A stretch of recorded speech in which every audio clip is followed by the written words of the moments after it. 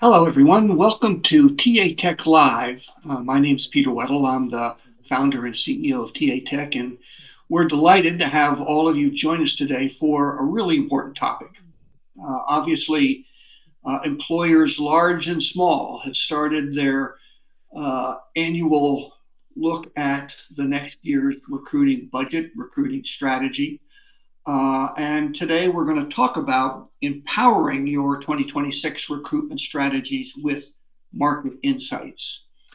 We're going to cover a lot of ground, but three of the most important points are first, why market data and competitive intelligence are not only absolutely essential tools, but tools that you should be using every single day to help you not only get your recruitment strategies right, but to update them over time.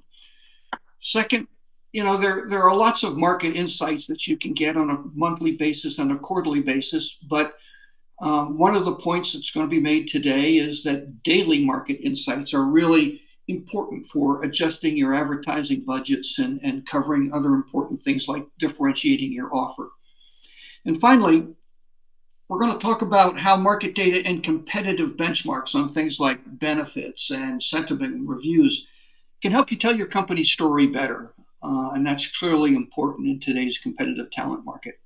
So, to cover all that and probably a whole lot more, I'm very pleased to have two expert guests with me here today who are going to do the presentation. I'd like to welcome Jodie Cherry Roth, the Senior Director for Strategic Consulting at Talivity, on stage. Jodie, welcome. And John Julio, the Chief Operating Officer of Public Insight. John, welcome to you as well. It's great to have you both here. I'm going to step off stage and let you all carry it from here. Excellent. Thank you, Peter. Thank you, everyone, for attending. My name is John Julio. I'm COO at Public Insight. A little bit about Public Insight. We provide talent market intelligence from postings to resumes and workforce profiles to employer reviews and ratings. We track and analyze over 200 KPIs to help HR solution providers prospect, manage accounts, enhance their product offering. We also work with HR practitioners to impact their TA strategy and to tell their story. So thank you. Jodie? Thank you, John. Hi, everybody. My name is Jodie Cherry Roth, and I'm a senior director with Talivity. And Talivity offers consulting services that really help our clients move from this is the data to so what? What do we do next with the data? And so we look at a lot of different data points, and Public Insight is one of the very valuable tools that we have in our toolbox. And so I'm excited to be here today presenting with John and showing you how we use Public Insight data, and then also how we more broadly are thinking about planning for 2026. So John, if we want to kick off to the slides, we're going to look at this first slide that really is our introduction slide. So when I think about recruitment marketing, I always think of it like a house. And to me, the foundation of any house is the data, because the data really helps inform everything else. So whether it's the messaging or it's your ad strategy. And so for our conversation today, we're going to focus on the foundation, or all of the ways that we are using this data as a part of our planning. So the three main objectives that we hope to cover today and hit on is first, how does competitor intelligence and benchmarking help you understand what's happening in the market around you? Secondly, how do salary and benefit benchmarking give you all of the proof points that you need to make sure that you are offering something competitive? And then third, how does tracking sentiment and review data help you to strengthen your employer brand, but also improve your visibility within the AI-driven search area that we're in? So everything that we're going to cover today, whether it's the examples, the insights, and the actions, they all ladder back to these three objectives. So to kind of set the stage before we dive into our first objectives, one of my favorite things to talk about is the mood of the market. To me, the labor market mood is really an early indicator of what is coming and what is ahead. So when we think about things like shifts in worker or job seeker or employer confidence, that directly shapes people's behavior. So, how are folks searching for and applying for jobs? How much are workers committed to their current job? And then how do companies hire? And right now, the signals are pretty mixed. So, for example, the latest worker confidence report that came out, which measures how secure do I feel in my job, it's at a pandemic era low. And this really affects overall worker sentiment. And then CEO confidence, that's slightly up in Q3, but we do continue to see that increasing amounts of CEOs are saying they're looking to reduce headcount over the next 12 months. And at the same time, you've got worker commitment measured by ADP at an all-time high, which I think is really driven by all the uncertainty that we feel in the broader landscape. And so, the workers that have jobs are really hanging on to their jobs for dear life. They're hunkering down, they're staying put. And, we continue to see that in BLS quit data. And to me, what that says is, people that have jobs might be harder to get them to move right now to take an opportunity at your company. And so I think all of these are important data points to consider as we are thinking about your 2026 planning. And so at Talivity, we really like to marry this type of data and also the data that we're going to cover in upcoming slides as part of our planning approach. And so with that, I'll turn it back over to John, and he's going to kick us off into our first official section, which is the competitive intel section of our webinar. John? Thanks, Jodie. Thank you. So once you have a handle on the signals in the market, the next step is to size up your competition, both from an industry and from a talent perspective. And having a robust data set that provides both a macro and a micro, both macro and micro insights is very helpful for you to allow you to tell the story through different lenses. So understanding the big picture in the competitive landscape allows you to set your own KPIs to benchmark against, to measure your success, whether you're benchmarking against your industry, named competitors, or even your local talent competition in a specific geography. So knowing where you stand in relation to your competition is critical for a successful strategy. So let's dig in.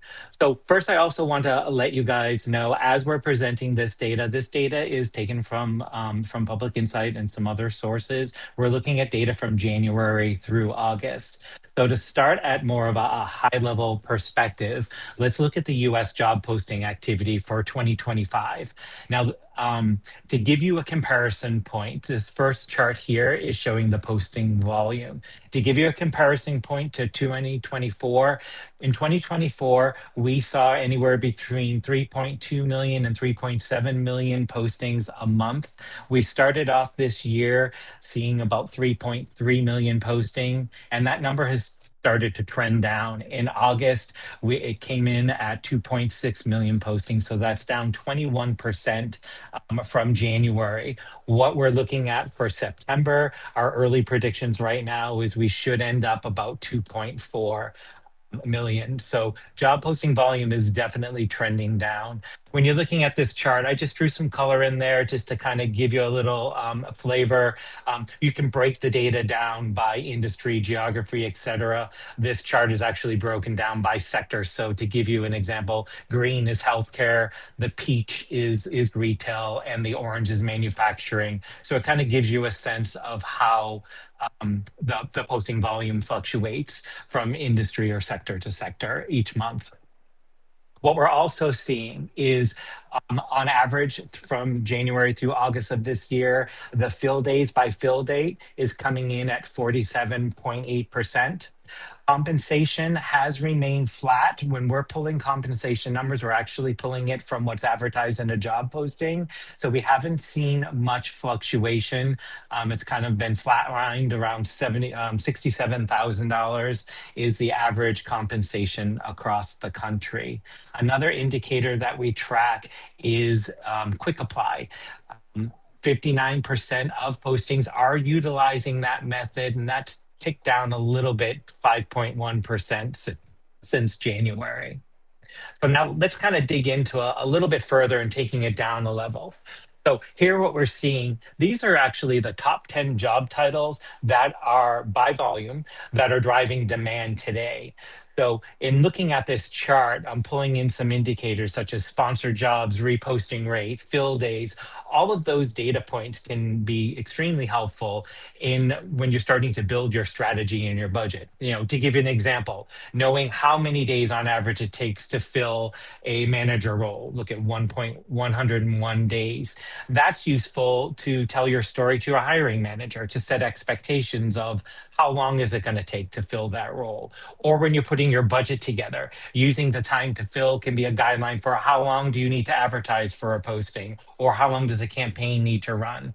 And if you're seeing competitors who are sponsoring jobs or marking them as urgent, that might tell you, how competitive is it going to be? So maybe you need to spend a little bit more. So all of these indicators are very important and helpful when you're putting a strategy together. A couple of other unique indicators that we do track postings that are encouraging military to apply or fair chance jobs. You can also look at skills and how those skills are trending and benefits. Active seekers, another point that I think a lot of companies don't think of. A lot of companies are focused on getting candidates in the door. They're not looking at who's about to leave in the back door. So one of the data points you can look at is how many active seekers by job title do you have in your organization, so you know to shore things up. So that's just some of the data that we can provide. Jodie, let's take it down a little level. Yeah, thank you, John. So I'm going to pivot a little bit and to show a practical application of how I would think about this. For this particular slide, we're going to look at the healthcare vertical, and we are looking here at top employers for RN demand in 2025. So this data, just to kind of orient you to it, it covers total job postings, it covers net or unique job postings. We're looking at reposting rate and sponsorship rate, also quick apply usage. And then, as John mentioned earlier, even how many RNs at each employer might be looking at other companies, because this is showing me how many of them are actively updating and adding new resumes on Indeed. So if I were working with a client that hires RNs nationally, as an example, a few ways that I would think about this data. One is the application process strategy. So you can see Methodist and HCA stand out here because they've got super high quick apply rates. So what that tells me is that they have a really low barrier to entry, which we know is what candidates want. So if your quick apply rate is a lot lower than theirs and it's a hard to fill market for you, that's a signal that you might need to adjust your apply flow for that particular position to be competitive in the market. The other piece is retention risk and demand forecasting. So if I'm looking at this data, Fresenius stands out to me, one, because they have the highest RN demand, but also they have the largest group of active RN job seekers that are working for their company, which to me might signal a churn risk. And so this type of information lets you identify hotspots where turnover might be high. And so you can plan both on the recruitment side, but also on the retention side. The third thing I want to call out is your time to fill benchmarking. So in this example, we've got Piedmont and Advocate that are filling RN jobs in under 90 days, while you've got Methodist Houston that is closer to 120 days. So I like to use this as just a benchmark that can help you set realistic hiring goals, but also identify where you may need to overinvest in sourcing or other incentives to help bring your time to fill down. And then lastly, I would say competitor positioning is also interesting to look at. In this case, you've got Methodist, who is aggressively blanketing their market. They are reposting 86% of their RN jobs. Advocate, by contrast, they're leaning more on their strong compensation and their brand strength instead of sort of infiltrating based on job volume. And so this is, to me, is just a reminder that in 2026, you can choose how you want to compete, whether it's competing by volume, efficiency, or your value proposition. And that helps you determine how you need to allocate your resources. So in terms of, what do I actually do with this data? I like to think about if you're walking into a budget meeting and instead of just having an opinion on what you think, you've got the evidence and you've got the data right here. So you can see what's happening with posting trends, what's happening with demand intensity, and that can really help you to prioritize your investments, but also to defend your budget request as well. Secondly, you can spot emerging skills or trends before your competitors even realize they're happening. And so this will help you kind of build your pipelines early instead of scrambling to catch up on the back end. Third is you can really localize your strategy. So the data that I just showed you was all national in scope, but you can drill down to the zip code level for everything that we're looking at. And the labor market, as y'all all know, looks super different in Atlanta compared to Denver, Colorado. And so, this data helps you to be able to dial up budgets where you need or dial them down based off of the supply and demand. And then finally, This posting strategy data can help you differentiate your offer. So when you're thinking about your 2026 plan, optimizing your job ads before the new year, using this data to help inform how you're tweaking, any of the content that you're serving, like benefits or messaging, so that you can really cut through the crowd. So that's how we would use the competitive intel data. And now I'm going to turn it back over to John, and he's going to talk a little bit more about the second objective, which is benchmarking salary and benefits. John? Hey, thank you. So let's talk salaries is probably one of the most compelling things, or the biggest question I'm always asked is, what does this role pay, or what have you? So let's just kind of jump into that. But before I do, I just want to say, when it comes to Generation Z, you have to use an old quote from Generation X, show me the money. There's some great stats here. 58% of Gen G candidates will refuse to apply to a job that doesn't list a salary. That's pretty telling right there. In fact, Adzuna did a study and reported that job postings noting pay receive 6 times more applicants. Job seekers want transparency, so you have to give it to them. Otherwise, you're going to suffer in other ways.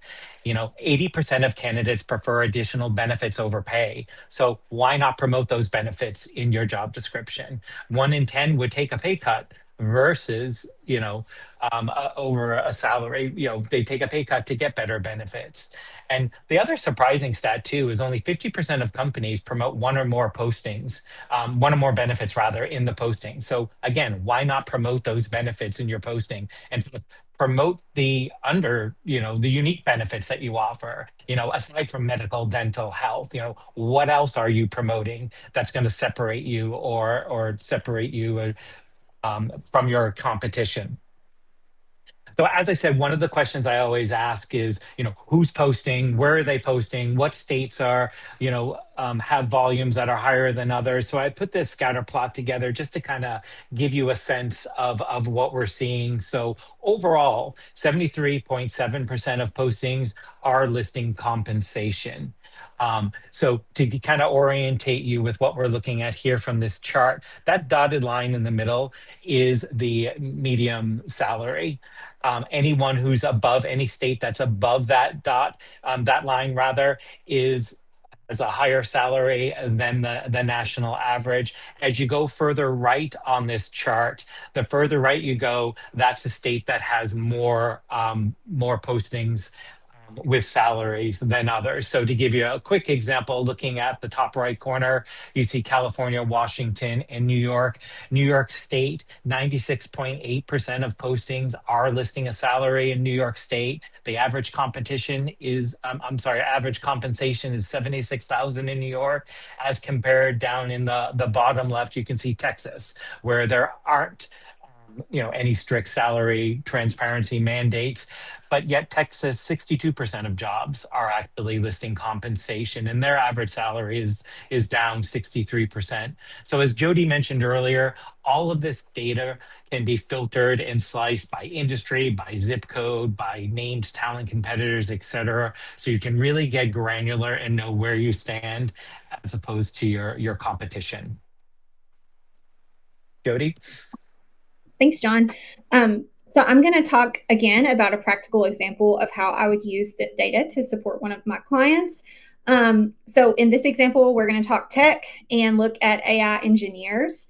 So to orient you to the data that you see here, we are looking at minimum, midpoint, and max compensation that is promoted on job ads by company who are hiring AI engineers. We can see the range of min to max, so you can see how large the salary range that's being promoted is. We can see how many jobs have compensation, and then the percentage of jobs that have comp included. What jumps out to me immediately here is the range spread. So we've got salaries swinging as much as $100,000 or more between the minimum and the maximum for some employers. We can also see that demand for this skill set is spanning every industry. We've got tech companies like Apple on this list, but we've also got banks like Wells Fargo, consultancies, healthcare, and even manufacturing, who are all competing for the same talent. And then lastly, we can see that almost everyone is including compensation 100% of the time in their job ads for this role type. So it's really table stakes to make sure that you've got comp included in your job ad, for example, if you're hiring AI engineers. So if we're thinking about 2026 planning and how would we use this data to inform our strategy, I think three main things to kind of call out is first, transparency as a differentiation. So promoting competitive ranges isn't optional, especially in this case. And it's not just about pay, especially if you know your company can't stand on salary alone. You've got to tweak your strategy to promote more than just pay. The second is localization. So, obviously markets like Silicon Valley or New York are going to see huge, pay spikes faster maybe, but this data can really be localized to help you understand what's happening in the market that you're recruiting in and help you to make sure that you can be competitive in that market. And then lastly is retention. So if your pay lags behind benchmarks, it's definitely something you can't ignore. So the data allows you to see where that's happening and then build targeted retention programs, whether that is related to promoting benefits, flexibility, development, things like that, just to make sure that you're able to keep your high value talent there at your company. So I think the headline here is that it's not enough to just know the numbers that are here. You have to decide, what does that mean for your company? And when are you going to lean on your compensation versus when do you need to lean somewhere else with your messaging to really differentiate yourself? So to sum up what you would do with data like this, first, I think you can use it with your 2026 plan to add credibility. Instead of saying, we think our pay is competitive in this market, you can actually pull this up and show the benchmarks across your key competitors. And I just think back to when I was a recruiter, like 15 years ago, like how impactful it would have been for me to be able to walk into an intake conversation with a hiring manager and say, here are the salaries of, the other competitors in this market where we're trying to hire for this position. And that really helps that hiring manager either go to bat for more compensation, or it helps you decide as a recruiter, how do we need to tweak our strategy to approach the posting of this position? So example, if you know you cannot compete on salary, then leading strongly with other areas so that job candidates continue to read your job ad. We've also been able to save our clients a lot of time on this topic. We have some clients that were going out on Indeed or Glassdoor or other places trying to manually figure out, how much does one company pay versus another. But instead, they can come to me and say, hey, Jodie, can you tell me what XYZ company is paying machine learning engineers in Nashville? And I can come back and give you a quick table versus, needing to go pull that one by one. And so that's really been a valuable ad for our clients. And so the last thing I'll say about this data set is that it's super helpful, again, for retention. And we actually find that a lot of our TA leaders that we're working with now, they're not only responsible for recruitment, but they're also responsible for retention as well. So we always like to call out those retention elements. So with that, I'm going to turn it back over to John, and we're going to go over our final data point of the day, which is tracking sentiment. John? So tracking and monitoring employer ratings and reviews is getting more and more important, and it's really impacting TA strategies and budgets. So let me kind of just paint a quick picture for you. You've done everything right. You've got your job titles optimized. You've got diversified media plan. You've got a strong job distribution plan as well. And here comes a qualified candidate. They find a job, they're interested, they're available, they're a great fit. They click on the job, but before they click on the job or before they apply, they Google the employer or they ask ChatGPT, what is it like to work there? They read the Glassdoor reviews and walk away. Now, this isn't rare, it's reality. It's unbelievable the amount of data that is now pulling in through ChatGPT and other AI sources where reviews are being read and those are getting served up to your candidate. So it's very important that you monitor it. We're seeing great employers lose top candidates or watch their cost per hire climb and waste a lot of media dollars because candidates aren't converting due to something that they read. So the message is clear. If you're not actively managing your employer reputation, then you're leaving money and you're leaving, more importantly, talent on the table.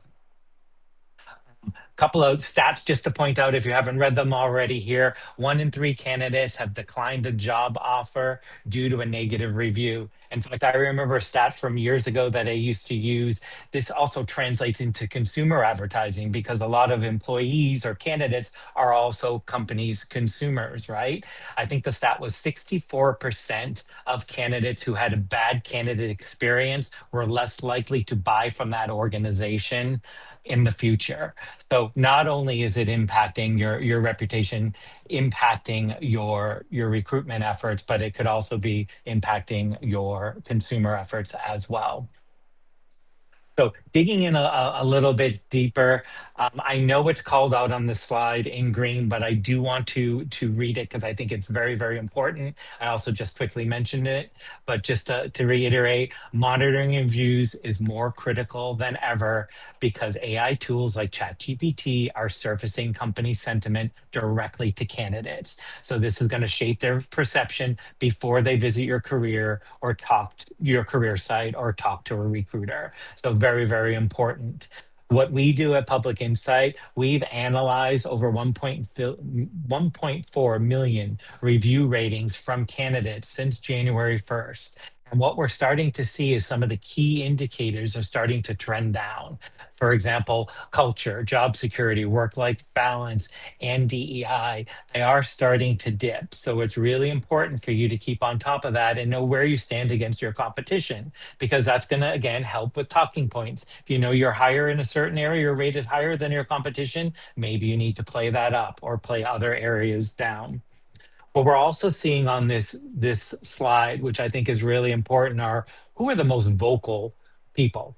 And by that, I mean by job titles, right? So here we're seeing the top 5 job titles that are most vocal review sites. So if you're hiring managers, sales folks, software engineers, you better be on your game.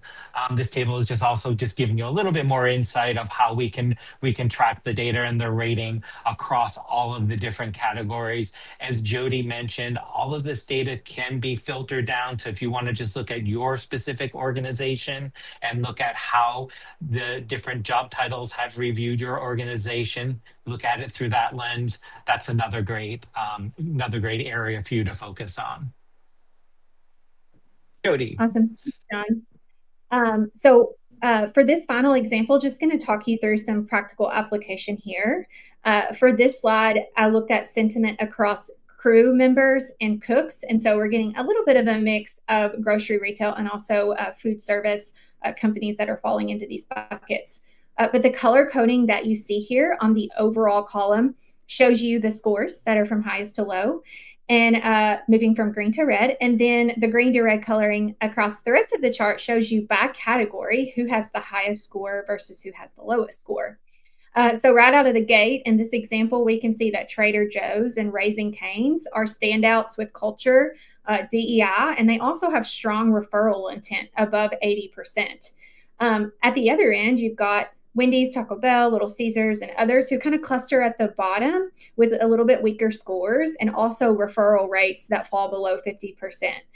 So when I think about, how would I use this with the client, we look at employer brand ROI. So, for example, if you've got referral intent at 80% or more, that tells me that Trader Joe's probably isn't just winning on brand. They're also having to spend less to acquire talent because of the percentage of their current employees who are willing to refer others in, which is a cheaper cost to acquire. Also, competitive sourcing. If competitor sentiment is declining, that's a sourcing signal. So, we provide solutions to be able to target these employees with campaigns that highlight your strengths where your competitor might be weak. And then lastly, just again, the AI era visibility with tools like ChatGPT surfacing these reviews to candidates before they even hit your site, generating positive reviews, in my opinion, is no longer really optional. It's how you control the narrative in your market. So I think this is really about taking sentiment data from just being a reputation scorecard and instead moving it into a real lever in terms of how you're going to use it in 2026. At Talivity, we help clients understand this data that you're looking at here, but we also are offering wraparound services on this topic too. So we're supporting reputation management in other ways as well, like developing response strategies and actually responding to reviews. And so to wrap up, again, what you can do with this data, I think first think about retention. If review scores at your company are sliding on things like culture or management, that's your early warning signal before turnover might spike. We have a lot of clients that like to look at this across certain locations within their company, and this gives you a chance to really fix those retention challenges before people start to leave.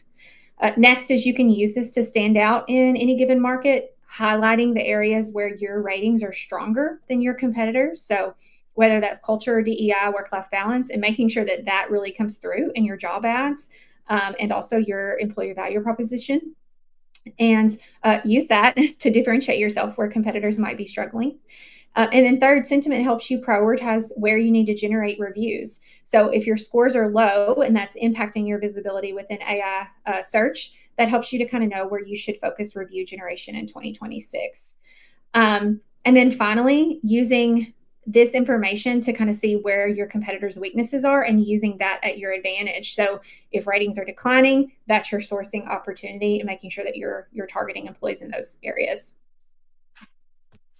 And then kind of to cap us all off, this is our last data slide here. Just want to give you the 3 big takeaways. We hope that this data isn't just interesting to glance at once a year, but really we feel like this is something that you can use every single day. First off, this can really help you identify how to prioritize your investments, knowing which roles are toughest to fill, where demand is heating up, and where competition might be the greatest. So this will really help you decide where do I focus my time and using the data to defend your budget request with confidence. The second thing is differentiating your offer. So benchmarking your comp and benefits can really help you see where you stand out, where you don't. Also, sentiment data can really show us what candidates value and where competitors are failing or not as strong. And you can really use that data to carve out a better position in the market. And then third is just optimizing execution, being able to look at job ads, sourcing tactics, employer brand strategy. These benchmarks are giving you the data that you need to be able to be more efficient with your budget and constantly improve. So I think the ultimate story that I want you to walk away with is that all of this data, it's not just about looking back in the rearview mirror at all of it, but it's also using it forward-looking as well to really drive your strategy in 2026, helping you to see what's coming, make smarter moves, and then win talent in areas that are going to continue to be competitive in the new year.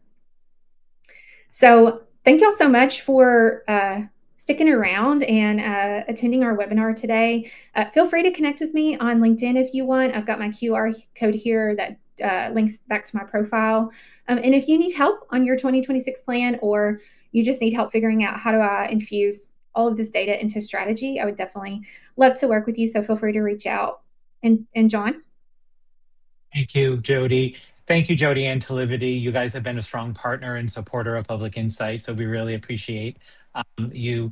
Again, if anyone is interested in learning more about either Talivity or Public Insight, learning more about how our talent market intelligence can impact your story, feel free to reach out to me, and I'm happy to set you up with a complimentary trial so you can see for yourself. So thank you, everyone.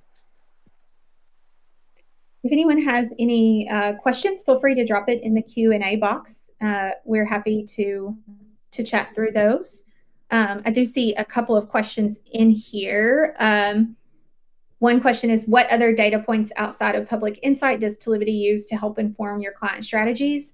I would say we use a mix of data. We use a lot of free data, like from the BLS, but we also use other paid sources as well, whether it be Lightcast or LinkUp. We use a lot of data from Indeed Hiring Insights. So we like to sort of marry all of that data together when we're building out our strategies. Here's another question. Public Insight, how current is your market data? We actually are pulling in data daily. So we pull in posting data daily, and we'll update our system weekly. So it is very timely. Great question.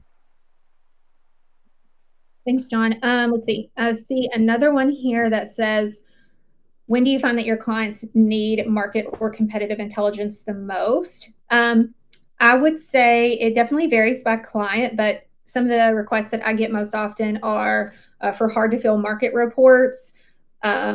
We may have an instance. I had an instance this morning with a client who is about to launch a programmatic media plan, and we just wanted to look at some data to see how competitive is it across these different markets to kind of decide where we're going to spend more or less in that media plan. So using it sort of for what I like to call advanced campaign planning.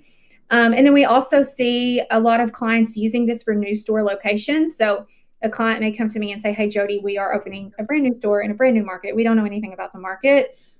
Tell me everything you know to help with your strategy. So we find that is another request that we often get. Okay, and the last question I see is, how can you apply your insights to business development use cases for solution providers? So what solution providers are using our data for is to understand who is hiring now, like what roles are they hiring, where are they looking for, where are they having trouble? So looking at some of the indicators, are they, is it taking long to fill a role? Are they sponsoring jobs? Those type of indicators can help prospect to know, who needs help hiring and where your solution can potentially help them. Great question. Awesome. I think we covered most of the questions. We can leave it open for another few minutes. Oh, let's see. Jodie, are you seeing clients moving more to Google, Meta, TikTok, or other typical ad campaigns instead to eliminate the open funnel and unqualified candidates? We see a lot of clients right now who we see clients using TikTok, but I think there's a lot of hesitancy around TikTok, just with everything that's kind of going on from a privacy and legislation perspective on that. We see a lot of clients interested in testing out Reddit. Reddit is interesting right now because it's the #1 served up responses coming through in ChatGPT. We do see clients interested in testing channels like Perplexity that allows you to serve ads. We do continue to see spend happening programmatically, of course, on job boards, but we also see spend continuing in areas like Google search, which is pretty foundational to ad strategies. So we do see a little bit of a shift in terms of clients are very focused on quality. Like it used to a couple of years ago, it was give me the most applications as I possibly can get. And now it's really trying to figure out, how do we get the most qualified applicant? And so, layering on a lot of retargeting strategies is also very popular to kind of help with that. That's a great question. Thank you for asking, whoever asked that one. Awesome. Excellent. I think that, is there any others that you see, John? Nope. I was just gonna say, I think that's it. So again, thank you, Peter. Thank you, Stephen. We really appreciate the opportunity to chat with everyone today, and look forward to answering any future questions. Awesome. Thanks, everybody. Thank you. Bye.